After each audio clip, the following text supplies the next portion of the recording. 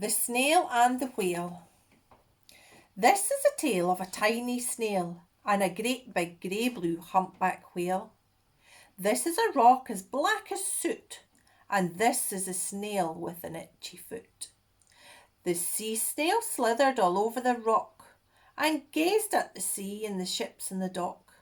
And as she gazed, she sniffed and sighed. The sea is deep and the world is wide. How I long to sail, said the tiny snail.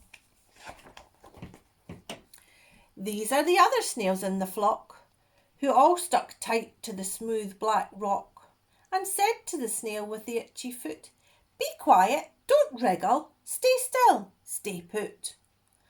But the tiny snail sighed and sniffed, then cried, "I've got it, I'll hitch a lift."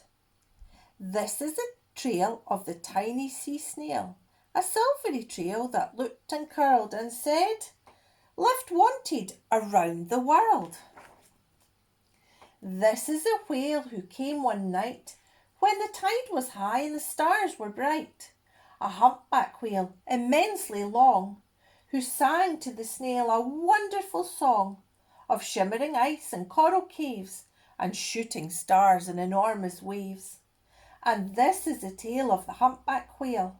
He held out of the starlit sea and said to the snail, "Come sail with me."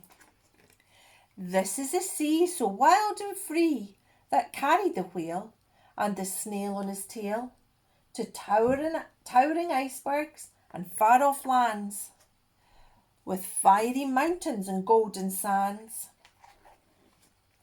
These are the waves that arched and crashed, that foamed and frolicked and sprayed and splashed, and the tiny snail on the tail of the whale. These are the caves beneath the waves, where the stripy fish with feathery fins and the sharks with long, hideous, toothy grins swam around the whale and the snail on his tail. This is the sky so vast and high, sometimes sunny, blue and warm, sometimes filled with a thunderstorm, with zigzag lightning, flashing and frightening the tiny snail on the tail of the whale. And she gazed at the sky and the sea and the land, the waves and the caves and the golden sand. She gazed and gazed, amazed by it all, and she said to the whale, "I feel so small." But then came the day the whale lost its way. These are the speedboats running a race, zigging and zooming and all over the place, upsetting the whale with their ear-splitting roar, making him swim so close to the shore. This is a tide slipping away, and this is a whale lying beached in a bay. "Quick off the sand, back to the sea," cried the snail. "I can't move on land, I'm too big," moaned the whale. The snail felt helpless and terribly small. Then, "I've got it," she cried and started to crawl. "I must not fail," said the tiny snail. This is a bell on the school in the bay, ringing the children in from their play. This is the teacher holding her chalk, telling the class, "Sit still, don't talk."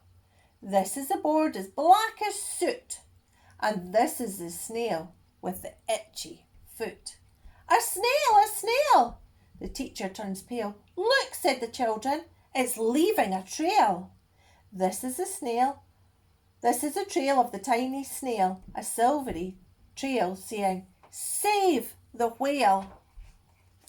These are the children running from school, fetching the fireman, drilling a pool, squirting and spraying to keep the whale cool.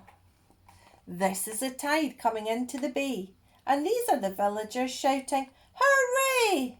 And this is the whale, as the whale and the snail travel safely away, back to the dock and the flock on the rock, who said, "How time's flown, haven't you grown?"